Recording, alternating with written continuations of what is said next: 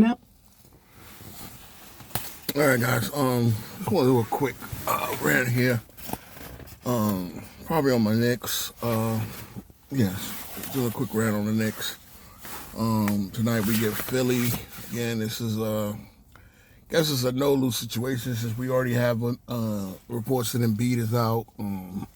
They're missing Lowry, Caleb Martin, and questionable is Paul George and Tyrese Maxey. And that team just played OKC last night. Got beat as you expect. Again, we played them tonight. This is the toxic vitriol that I kind of want to address when it comes to certain Knicks fans, and just the coverage of the Knicks in general. I had asked a question in the Knicks group last week or over the weekend, after we blew out Milwaukee. What's more indicative, blowing out Milwaukee twice or our two losses to OKC? Again, this is just an interesting question. Make no mistake about it. I'm troubled that we got blown out by OKC, and I'm troubled that we got beaten in OKC. So we got blown out in the Garden and got beaten in the Garden. And, then we blew out Milwaukee on a Sunday afternoon. And then we followed it up next day on Monday night by losing to, and a very improved Detroit Pistons team. They were missing Ivy, but that team is vastly improved. I mean, obviously, they had the worst record in the league last year, but most of that was not having Cade Cunningham, who was injured for most of the season last year. The reason why I asked that question is because, you can say what you want about Milwaukee not being the same team and falling off defensively, which is all true. But I do believe that they do post one of the best three players on the planet, and they have a lot of the core of that championship team. They have at least 5 of the 7 top players still there, and I understand they're 3 years older.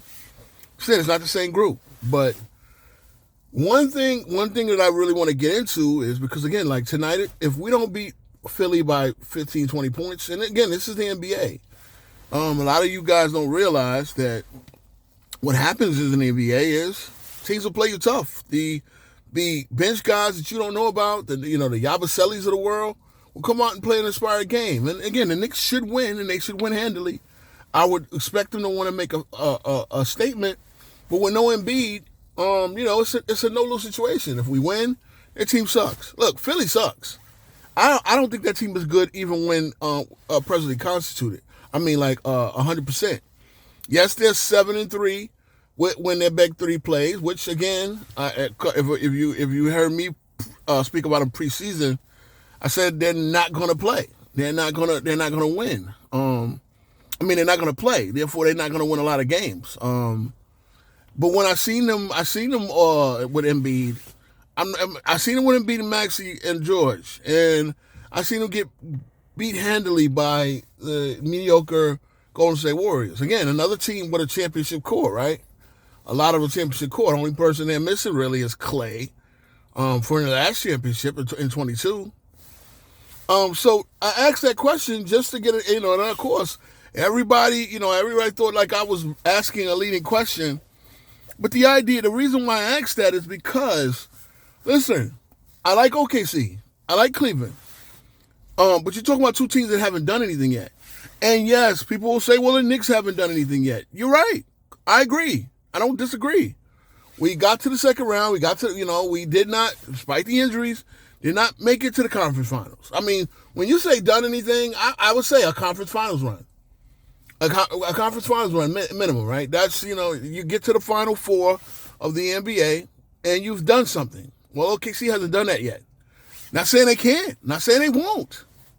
But they haven't yet. So it's just that when the Knicks lose, it's magnified.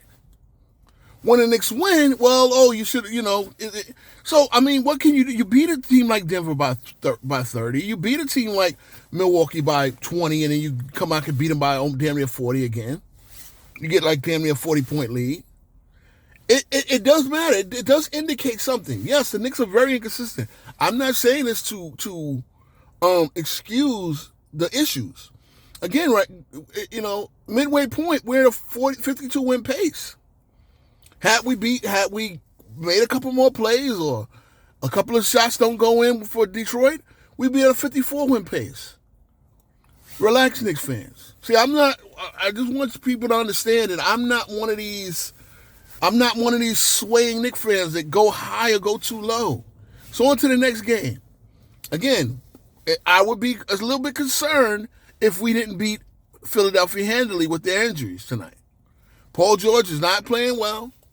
Tyrese Maxey does not play that well. He's not an elite player without Embiid on the floor. So I'm not that concerned. So I just want it because, again, like I said, if the Knicks had the same record as Cleveland or even like a few games behind Cleveland or OKC, well, people will be saying, oh, what have the Knicks done? They haven't won a championship since 72. Cleveland or OKC franchise is rife with championships. Okay, if you're going to look technically, Cleveland won their one in 2016, and the Sonics won in 70 and 79, I believe.